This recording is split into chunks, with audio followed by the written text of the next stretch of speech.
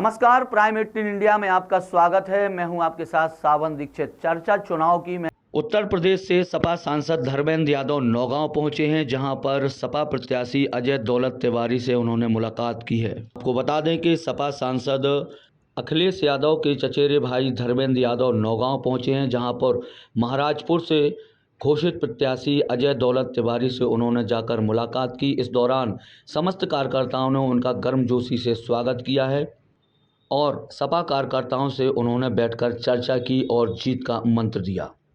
नमस्कार, prime 18 India में आपका स्वागत है। मैं हूं आपके साथ सावन दीक्षित और आज बात करेंगे हम महाराजपुर विधानसभा क्षेत्र की, जहां पर अजय दौलत तिवारी ने नामांकन भरा है और पूरे दमखम के साथ अपनी ताल ठोकी है।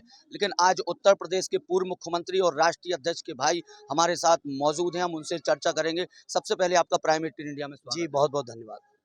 पहला सवाल, अजय दौलत तिवारी को ही टिकट क्यों दिया? लोकप्रिय साथी हैं और आज नामांकन के साथ ही जो कि चुनाव प्रक्रिया का शुरुआत होती है और उसी दिन दौलत जी ने दिखा दिया कि जनता में उनकी पकड़ क्या है, जनता उनको किस कदर चाहती है और विधायक बनाना चाहती है।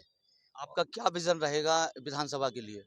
विधानसभा में समाजवादी पार्टी सरकार जीते, क्योंकि समाजवादी विधायक जो बनेंगे और जिस पार्टी को समर्थन करेंगे, जिस सरकार को समर्थन करेंगे, उससे मध्य प्रदेश की जो पिछड़ापन है, मध्य प्रदेश की जो चुनौतियां हैं, जैसा अभी चर्चा हो रही थी महाराजपुर में, बिजावर में भी मैं सुन के आ रहा हूँ, पेयजल तक की शिकायत है।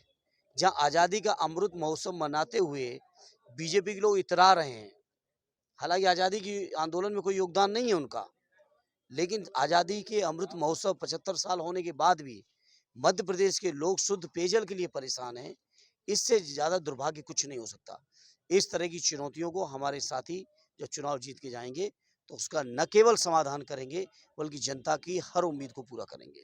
पहले कयास लगाए जा रहे थे कि कांग्रेस से 5-6 सीटों पर गठबंधन हो सकता है, लेकिन नहीं हुआ। अब इसका जवाब तो कांग्रेस के लोग देंगे। आप सब जानते हैं कि कांग्रेस के लोगों के बीच हमारी पार्टी के लोग, जिम्मेदार लोग की मीटिंगें होती रहीं, आश्वासन मिला और बिना ही पार्टी को सूचना भी देना जरूरी नहीं समझा और उन्होंने अपनी पूरी की पूरी लिस्ट, विशेषकर उन सीटों पर जहां समाजवादी पार्टी जीती थी या हम लोग रनर थे और कांग्रेस से ज़्यादा वोट लेके आए थे, उन सीटों पर भी कांग्रेस के लोगों ने अपने उम्मीदवार उतार दिए। क्या देखा जाएगा, लोकसभा चुनाव में गठबंधन बरकरार रहेगा? लोकसभा का गठबंधन जरूर रहेगा, लेकिन मध्य प्रदेश के अंदर कांग्रेस के लोगों ने जो भी किया वो अच्छा नहीं किया पार्टी के साथ, लेकिन मध्य प्रदेश की जनता, मध्य प्रदेश के हमारे नेता और कार्यकर्ता मिलके बेहतर परिणाम लाके माननीय अखिलेश जी का सम्मान बढ़ाएंगे। अगर आपके कुछ विधायक चुनकर आते हैं और कांग्रेस के कम पड़ेंगे, तब क्या करेगी सपा?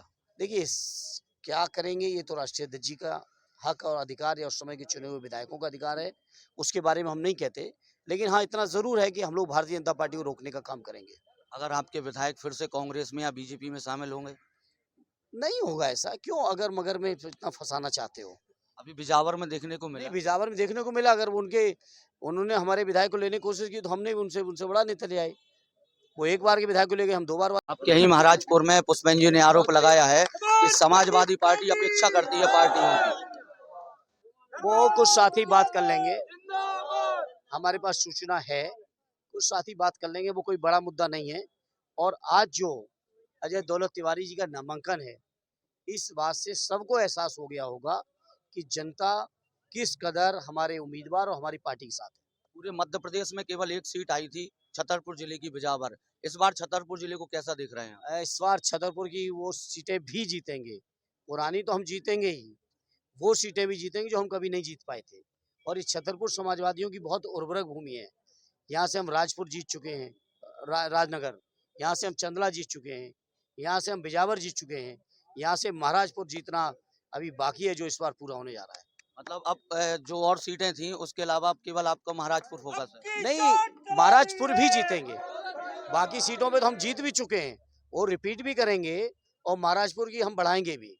शिवराज जी की लाडली बहना योजना चल रही है और 450 में सिलेंडर भी दे रहे हैं चुनाव के दौर पे, आप क्या कहेंगे? उनसे पूछिए क्या विधानसभा चुनाव के बाद देंगे, या उनकी सरकार ने 1100 तक ले गए थे उस समय शिवराज जी क्यों चुप थे? इसका है कोई जवाब? कि केवल चुनाव के लिए हमने 400 कर दिया, क्या चुनाव के बाद मध्य प्रदेश में 400 जारी रख पाएंगे?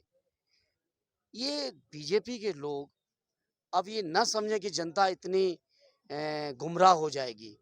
जनता हिसाब किताब भी लगा रही है कि पिछले 10 सालों में कितना वसूला है, और वसूलने के बाद 2 महीने अगर सब्सिडी देके आप सोचते हो कि चुनाव जीत लोगे, तो जनता इतनी नासमझ नहीं है जितना बीजेपी के लोग समझ रहे हैं। कांग्रेस के वचन पत्र में भी 1500 रुपए देने की बात है, बिजली का बिल माफ करने की बात है, किसान का कर्जा माफ करने की बात है। आपका क्या है? हमारे भी 300 यूनिट का हमारा वचन है।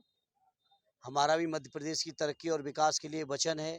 हमारा भी समाजवादी पेंशन योजना जो उत्तर प्रदेश में चला के दिखाई है, हम वो बातें कर रहे हैं जो करके दिखा चुके हैं, उसका वचन है। हमारा भी वचन है, इस बात को लेकर है कि जाति जनगणना कराएंगे। हमारा भी वचन है कि जो पिछड़े दलित मुसलमान भाइयों की या आदिवासी भाइयों की जो उम्मीदें हैं, जो अब तक मध्य प्रदेश में किसी भी पार्टी ने पूरी नहीं की, उनको पूरा करेंगे। ये वचन समाजवादियों का भी मध्य प्रदेश की जनता के बीच है। और पार्टियों में और समाजवादी पार्टी में एक बड़ा अंतर है। और पार्टियों के घोषणा पत्र चुनाव के बाद जुमला बन जाते हैं।